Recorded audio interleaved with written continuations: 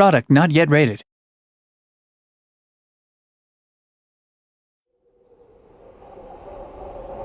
I'm the creative director for Dead Space 3.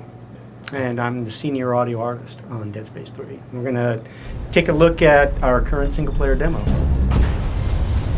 Isaac! Carver, goddammit, give me a hand here!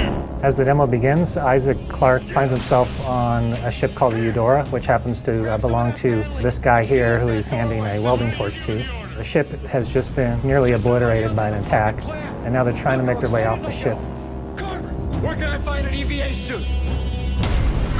Down that way!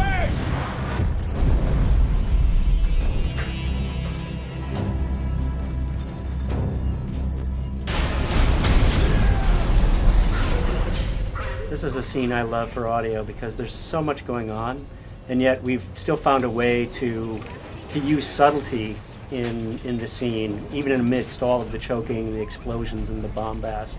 There are like shards of glass floating around like a cloud in the environment that signal to the player that, you know, you have to go this way, and yet it's very dangerous to go this way.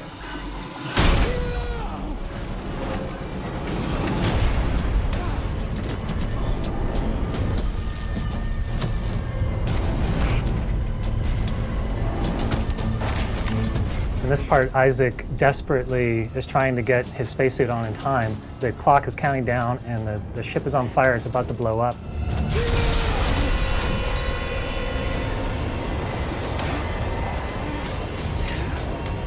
He gets the cabinet open and his helmet goes flying out into outer space. So he knows he only has a minute or something before he's going to suffocate. And he launches himself into space after that helmet, which is his lifeline. And he gets it just in the nick of time as he finds himself in the middle of the Eudora as it's flying to pieces. Guys, okay, I see it. Listen, find something to hang on to.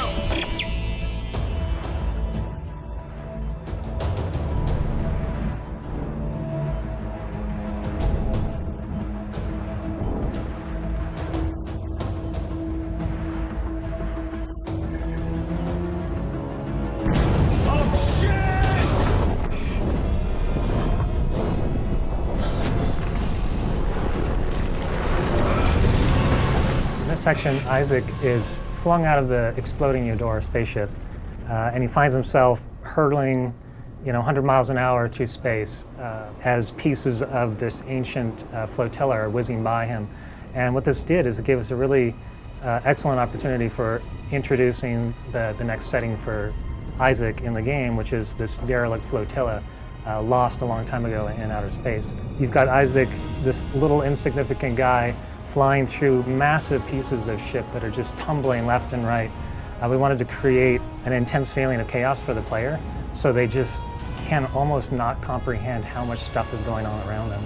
And they're freaking out about which way they have to go, left or right, and as they're going, they're just seeing pieces of ancient history tumbling by. And very much so is kind of like the evolution of the Halo jump that we did in Dead Space 2 as well. I mean, sonically and gameplay-wise, there's so much going on.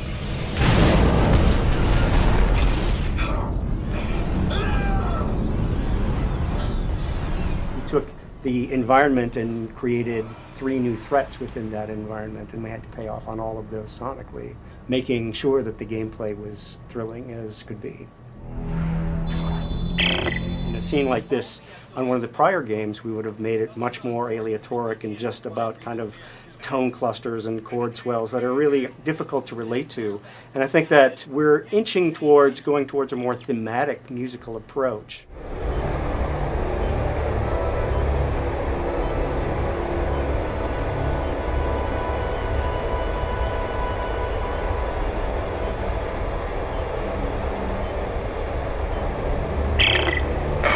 Looks like the power's out everywhere. There's no way to activate the cargo doors.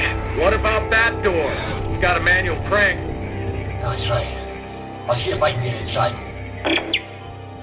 In this section, Isaac is separated from the rest of his crew. He's run out of options. He had previously just been flying through space, and now the only thing left for him is to go into this derelict ship. It's his only hope of oxygen and some parts that he can scavenge and upgrade his equipment and somehow survive this event that's happened to him.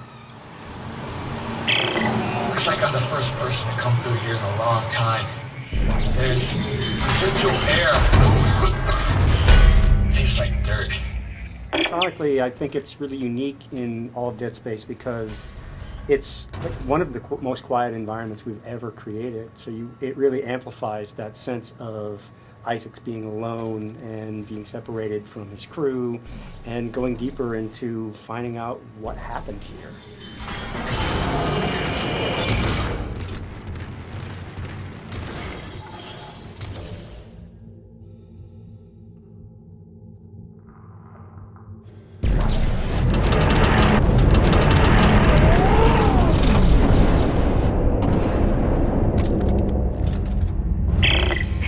It's getting hard to breathe, sir.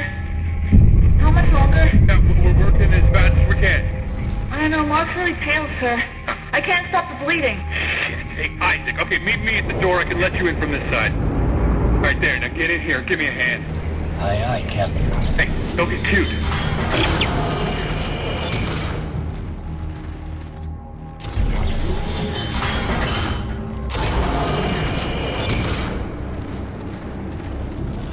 Isaac, Ellie's SOS is coming from deeper inside this ship, but I can't leave Rosen and Locke.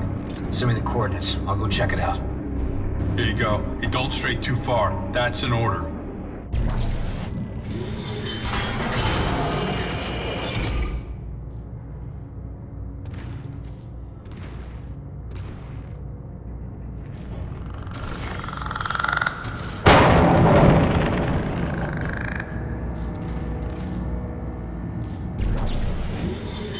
This is my favorite moment right here. Door opens, lights shining through, and illuminates everything beyond the door, which happens to be what happened to the crew. And now you find out that something more sinister has happened to them.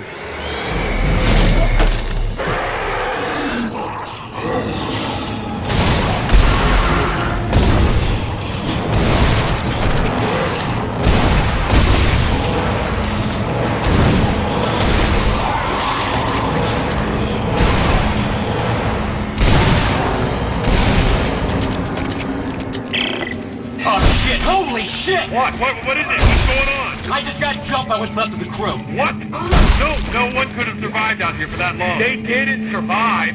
They got turned into those things. What? Okay, what do we do? You keep your weapon ready, and you stay the hell away from the ventilation ducts. If they get close, shoot for the limbs. You got that? I said you got that! Yeah, okay. One thing that I think is really interesting about the Necromorphs this time out is that they've been made out of these 200-year-old mummified corpses. So as you're going through the ship, you find these kind of crusty, crackling, strange aberrations that have been turned into necromorphs from a long, long time ago. It's just a really interesting way to see what the necromorph infection would do to a mummy.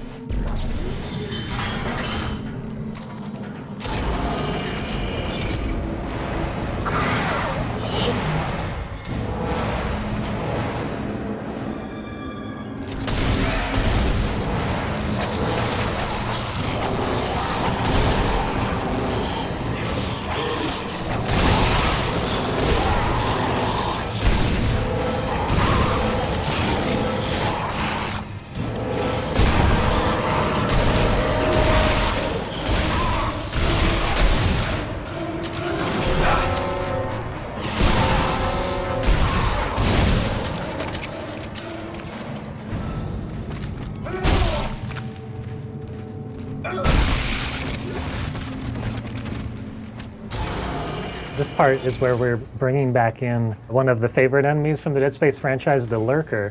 But in Dead Space 3, it was important to reimagine them into something different. So what we did is we made it based off of a dog rather than a child, what the original one was.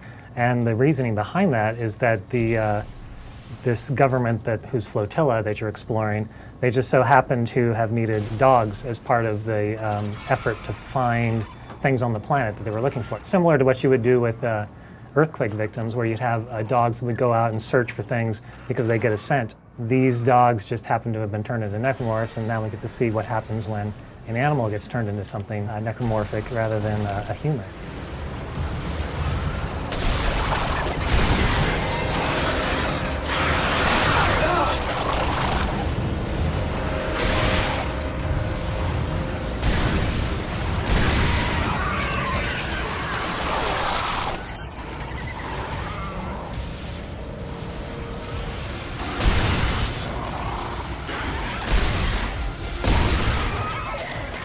We're going to skip ahead to our favorite part of the demo, the generator room. There's a lot going on in here.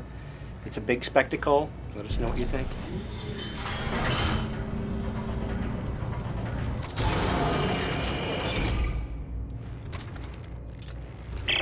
Norton, you there? Yeah, I'm here. All right, I think that's holding them for now. Good. The SOS is coming from directly above me. And it looks like I found the ship's primary generator. If I can get power going, it should unlock the crossover for you. All right, what about you? There's an elevator here that goes straight up the spire. I'll meet you at Ellie's coordinates.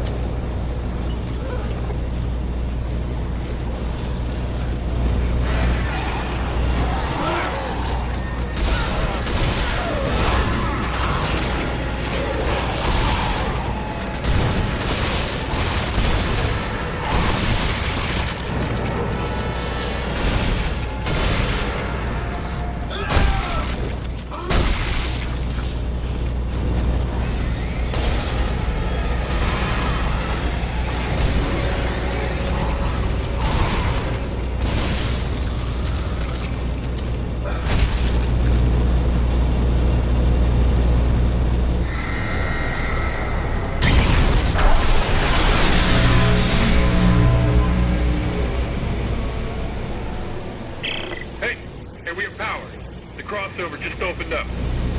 Welcome. Rosen, Locke, and stick put. Isaac Carver will rendezvous at the Spire. Got it.